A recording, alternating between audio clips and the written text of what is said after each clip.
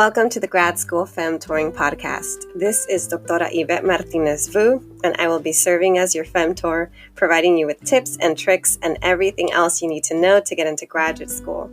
For the past 10 years, I've been helping undergraduate students get into top graduate programs in their field, and I'm really excited to share this information with you too.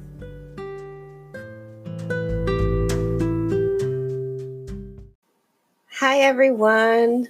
Happy Friday. I am doing an episode today on applying to summer research programs.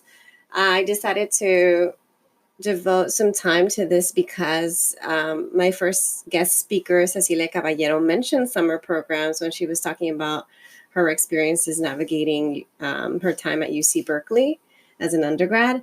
And I thought to myself, wait, I haven't covered summer programs and my own students are applying to summer programs right now. I should probably talk about it before it gets to be too late to do it. And so I will definitely just share as much as I can about, what they are, how to apply, when to apply, and, what are the benefits. But before I do so, I'm going to get started with a listener review. This week's listener review comes from Jessie VP, so that's Jessi VP. And this person says, as someone who is Latina, first generation, low income, and has recently been admitted to graduate school, I'm so glad to have found this podcast. Dr. Yvette Martinez-Vu is not only knowledgeable about the resources available to those considering applying or going to graduate school, but she is super relatable as well. I definitely recommend listening to this podcast. Wow, I absolutely love this comment. I appreciate you so much, Jessie VP. It means a lot to me that you spent your time leaving me this detailed comment. So thank you again for listening. And because you left me a review, you get to choose one of 4 things. I know you said you actually have already been admitted to grad school. So I'm thinking I can just, if you email me, I can send you a copy of the self-care and stress management PowerPoint. Unless you're interested in one of the other 3 things that I am giving away for free to my listener reviews. So choose one.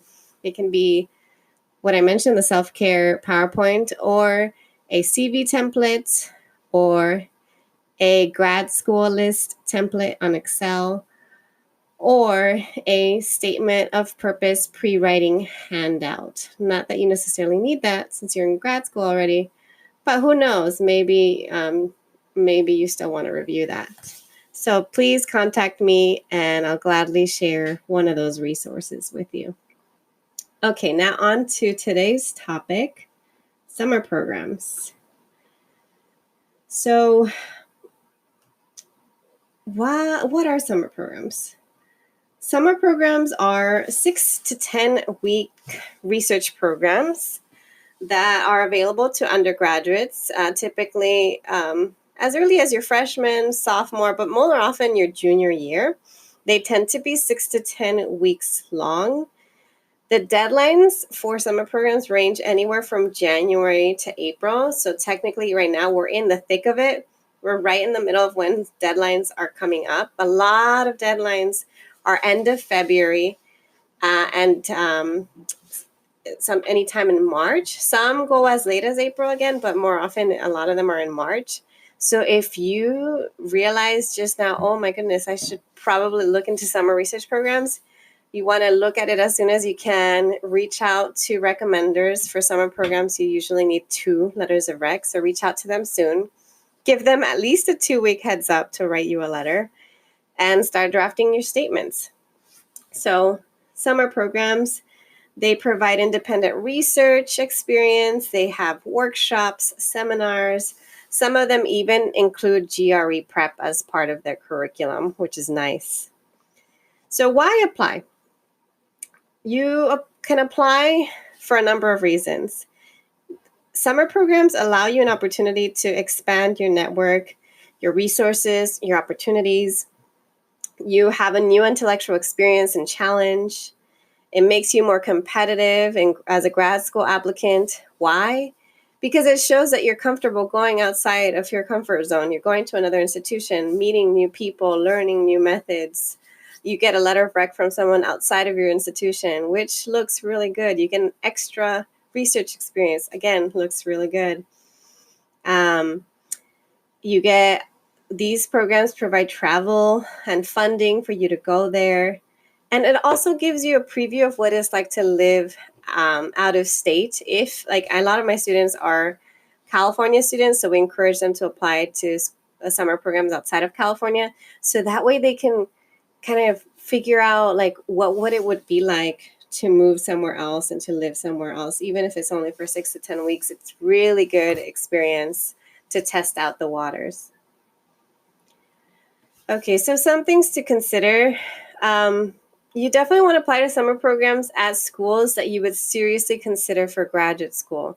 Why? Because if you get a letter of rec from a professor at that school and then you go on and apply to that school, you're going to have a stronger chance of getting in. So you want it to be at a school that you're excited about. You want to take a look at the location. So it's not just, oh, this is a top ranked program, but also, like, can I imagine myself being there? Is this location viable? Is it safe for me to be there? Take a look at the dates and the length of the program. One thing that comes up for my students a lot is that they stress out because a lot of these summer programs are on the semester system, and they get started around the 10th week, which is, we call that dead week, which is the week before finals week, or sometimes they get started during finals week, which is very stressful for them because they have to move up all of their finals for the spring quarter.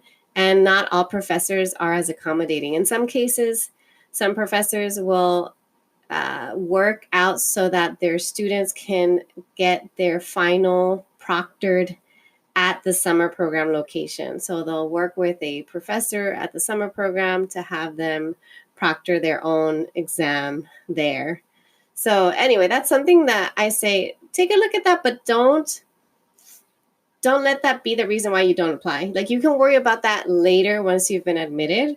For now, try to apply to as many schools as, that have summer programs as you're excited about, because summer programs are very competitive. And so the more options you have, the better. Okay, what do these summer program applications require? There's an online application where they ask, basic information, personal info. They'll ask you for a cover letter or a statement of purpose. This is great because I tell my students, even if you apply to summer programs and you don't get in, you still get something out of it. And they say, wait, what? And I say, yes, you get the experience of having applied, having drafted a statement, and you can actually recycle that same statement of purpose for summer programs and use that for grad school. Same goes with a CV. They ask for a CV. You can reuse it, just update it, add whatever you've done, and use it for grad school too. They ask for transcripts, and they also ask, again, typically they ask for 2 letters of recommendation. Some of the popular summer programs are the ones that Cecilia mentioned last time. She mentioned the Leadership Alliance. She mentioned the SROP programs, Summer Research Opportunity Programs.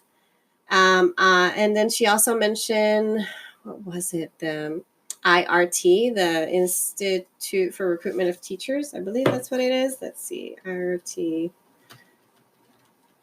I don't want to give you the wrong information. Yeah, it is the Institute for Recruitment of Teachers. That's another one. And then in addition to that, you should check out the Big Ten Alliance. If you Google Big Ten Alliance summer programs, you will find a list. So Leadership Alliance and Big Ten, what they do is it's a portal where you can apply to multiple summer programs through one online portal. And that's really nice because instead of applying to 8 different individual programs, you're applying to 8 within, let's say it's 8, but it's probably more like 4 or 5 in one portal. Sometimes some institutions will ask you to submit a supplemental application directly to them, but you can find that out by just checking out the Big Ten or the Leadership Alliance website and seeing if they require a supplemental application. Another place to check that's really common, and it's actually, believe it or not, they have several different programs, not just STEM programs, is the National Science Foundation. They have a database of research experiences for undergraduates of REU programs. And you can go into the database and select programs based on your field. So you can choose your major. And they do have social science programs there too. So definitely check that out. And the NSF database is actually one of the largest databases I've seen of summer programs. And then, of course, you can also look individually by looking up universities that you're interested in. So those are university-specific programs. So if I were you, I would Google, let's say you really want to go to Brandeis University. You look up Brandeis and you just say Brandeis SROP, Brandeis Summer Program in Chemistry, or Brandeis Summer Program in English, or whatever it is, and see what they have. Sometimes you'll run into internal summer programs that are only for their students, but every once in a while you'll find other summer programs. Like I believe I saw one that was like a summer program that was an REU, research experience for undergraduates in math, just by Googling that university.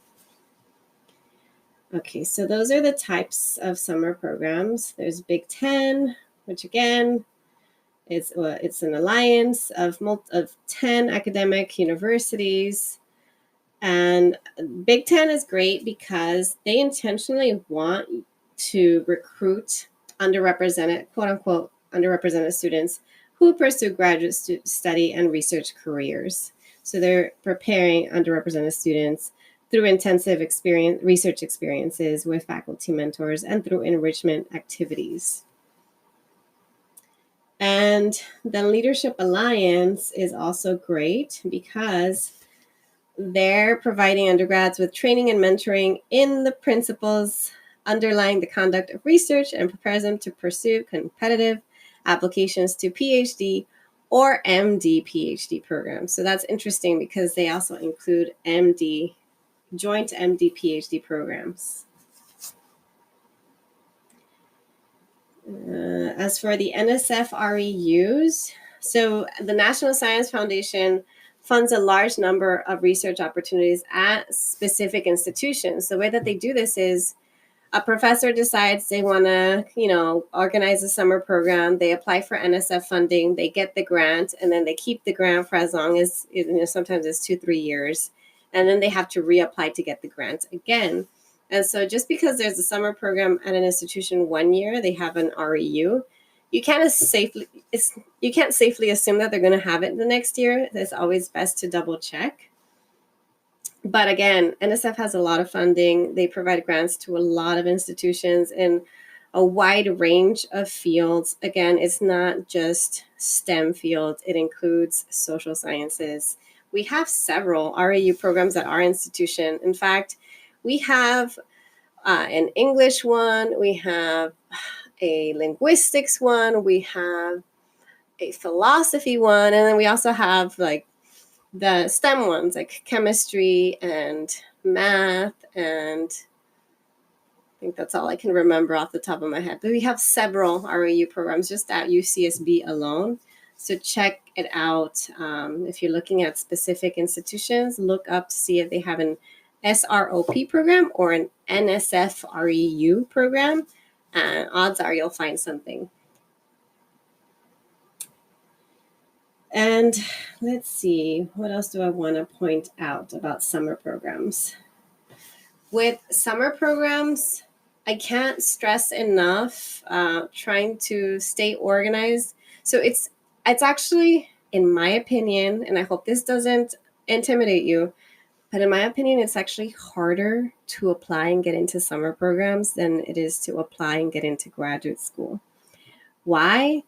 Because summer program applications range, the deadlines are all over the map. So you can have some deadlines in January, some February, March, April. So it's really hard to really focus on just working on all of them and getting them done when the dates are sporadic.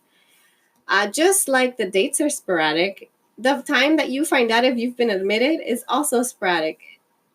it's you could find out at any point in time, and you maybe found out about one program, and then they tell you, this is what's frustrating. A lot of my students who get into summer programs, they get an acceptance letter, and then they say, please confirm that you are going to participate in the summer program within the next 48 hours.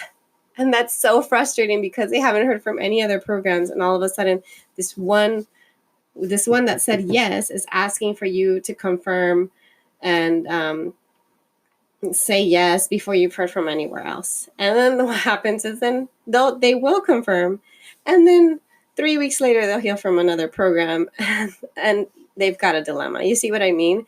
So that's hard. The other thing that makes it hard is that, whereas for grad school applications, you're looking at specific faculty to work with so that you can tailor your application and mention them in your statements. For summer programs, you don't really know who's around in the summer. Sometimes, professors are on sabbatical, they're doing field research, they're on vacation. Summer, you never know who's actually around. So sometimes the most competitive students with excellent profiles don't get into a single summer program because they couldn't find a professor to match them with for the summer.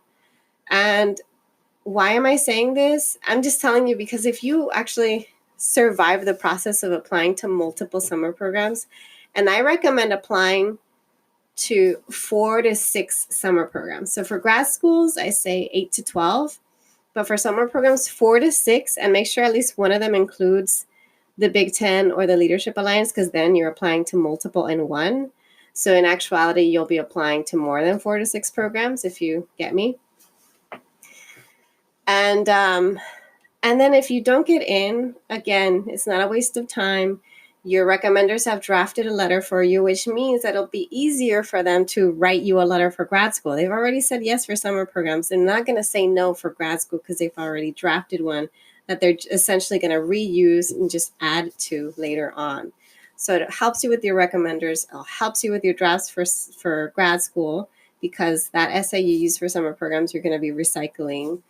So it's not a waste of time. And if you get in, then amazing. Then you're in a much better spot, and you'll be much more competitive, have a higher chance of getting into grad school if you've done a summer program. Let me see. So I've covered the benefits, what they are, some examples, how it's difficult.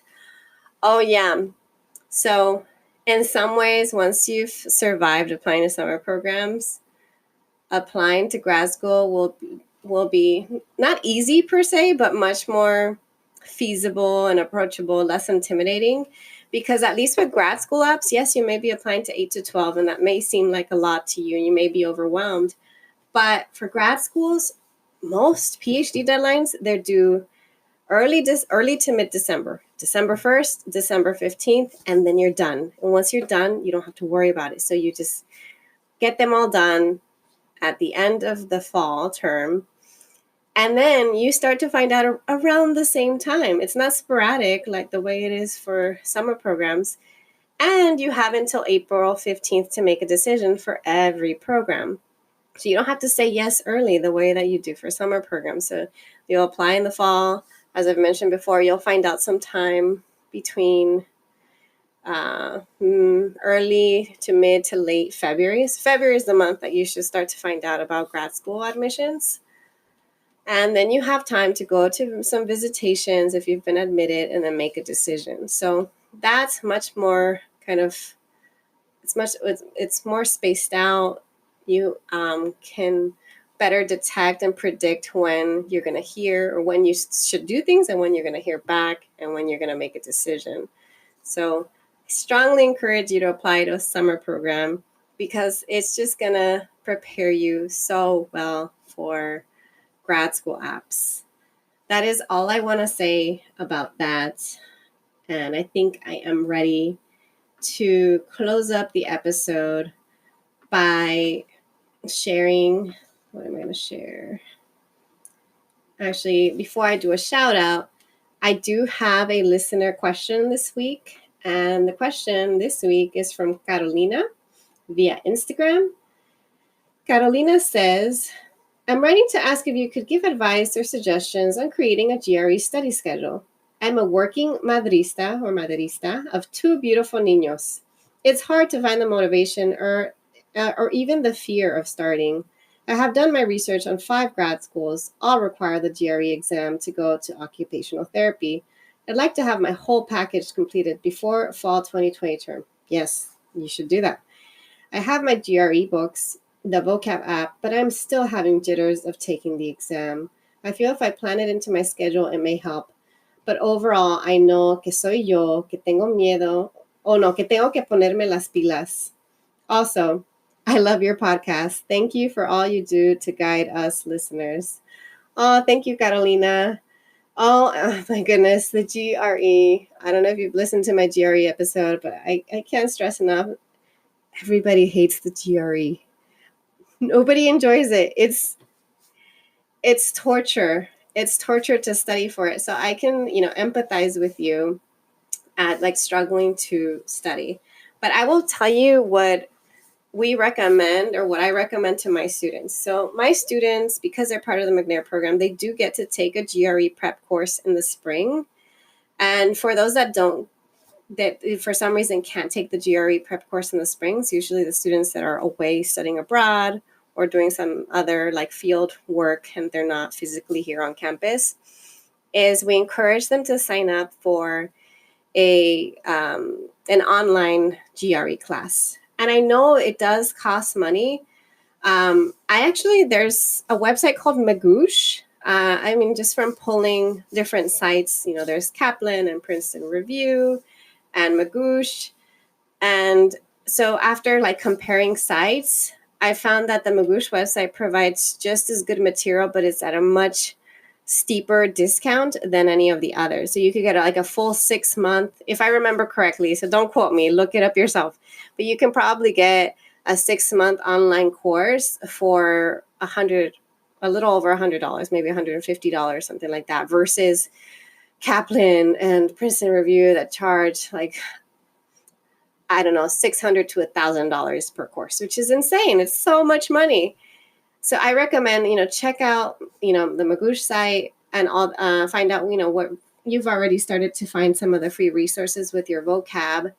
And you should have set goals of when you're going to take the exam so that then you can work backwards to figure out how much you have to study to prepare for the exam.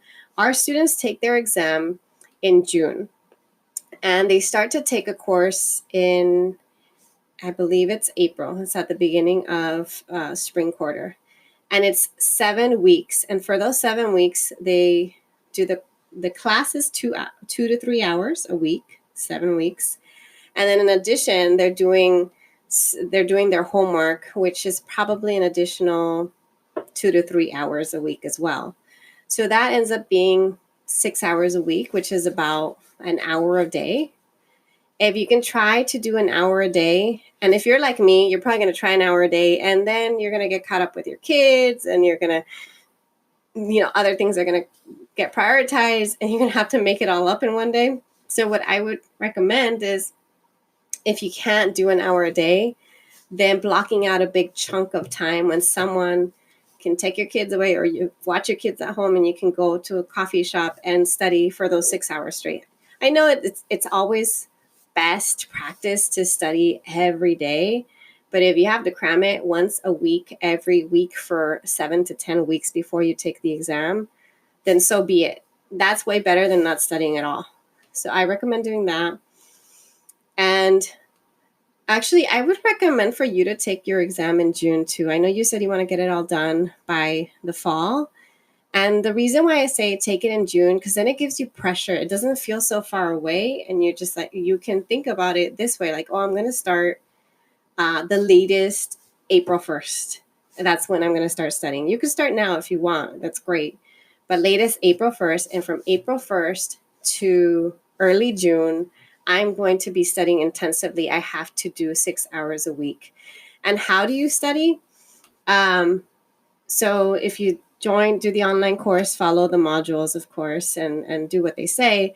and do your practice GRE words. But I can't stress enough, before you get started in studying whatever it is that you're doing, you want to take a diagnostics test. Princeton Review, for instance, offers a free diagnostics test.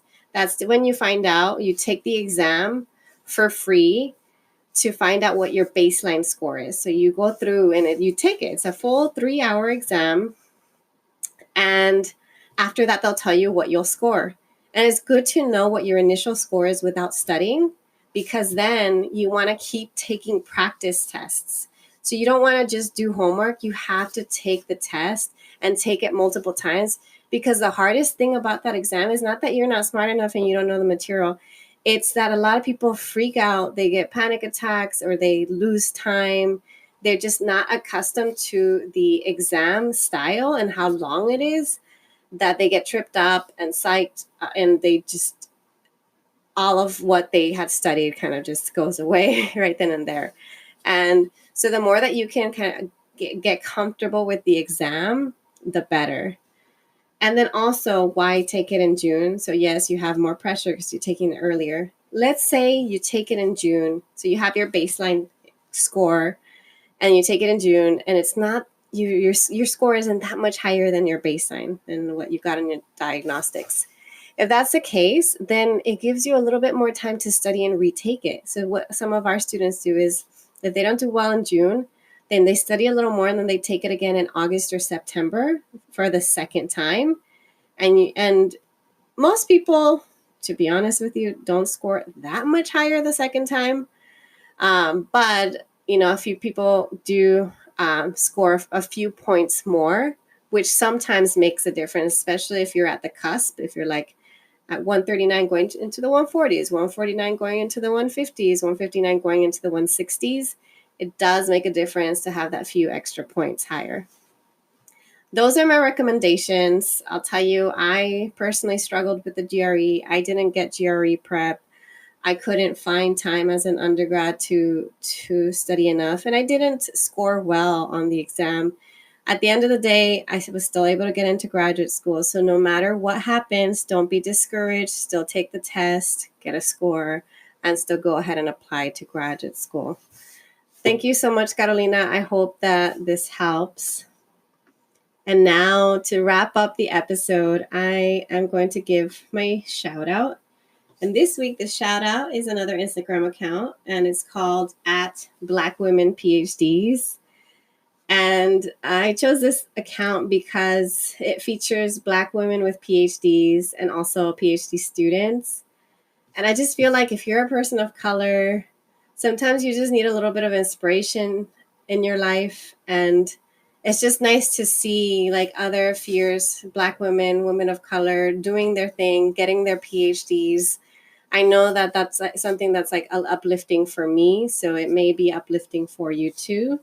And if so, definitely check it out. Again, it's @BlackWomenPhDs on Instagram.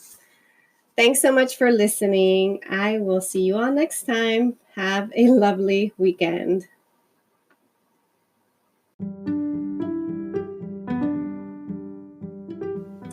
Thanks so much for joining me in the Grad School Femtoring Podcast. If you liked what you heard, please rate this podcast on iTunes, Spotify, or anywhere you tune in. You can also support the podcast by donating to my Patreon page, Anchor page, or Venmo account, which is @Grad School Femtoring. If you have questions or episode topics, you can contact me by sending me a DM on Instagram, sending me an email to gradschoolfemtoring@gmail.com, sending me a voice message on Anchor, or sending me a message via my personal website at YvetteMartinez-Vu.com. Until next time.